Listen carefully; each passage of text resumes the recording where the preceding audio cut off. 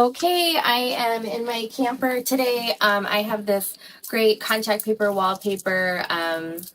It's a peel and stick installation, super easy. And one of the DIY improvements we've been wanting to do is to take our counters and put a peel and stick on the top of them instead of replacing them, and then line them. So we're about to put it away from the season, and I thought it would be a good time to just pop these on. So I'm going to show you how I do it today.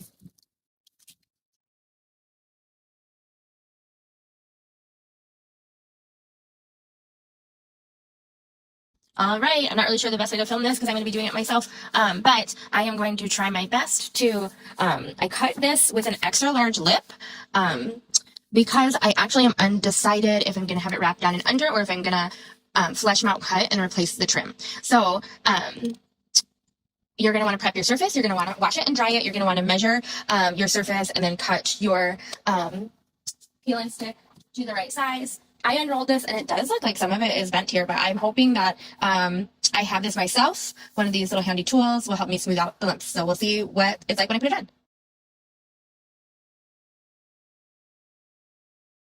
Okay, it took me a second to get going there, but once I did, I was able, like, just go slow. Line up where you need to line up, okay? Just go slow. I obviously had to pull it up several times to get my lining right, and look how good that looks. I'm so excited. Let's go. Let's finish this.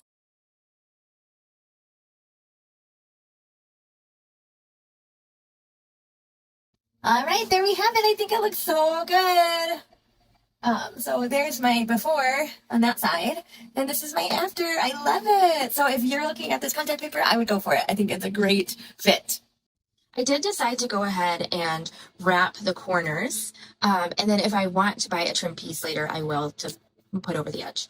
And it was pretty easy to install. The things I liked about this paper is that even though I had to pull it up multiple times, I had to end up following this back line and pull my paper out this way instead of running down this straight. It wasn't actually all the way straight. So at first I had a tiny gap in the back, but as long as you're patient, this really held up. It did not get stretched out or lose its shape.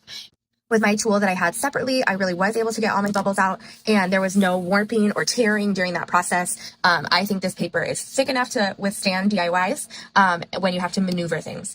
So this paper gets a 10 out of 10. I was actually really nervous. I thought it was going to be too thin, but it definitely is not. So this is a reorder for me, and I will be doing the rest of my camper counters in the spring.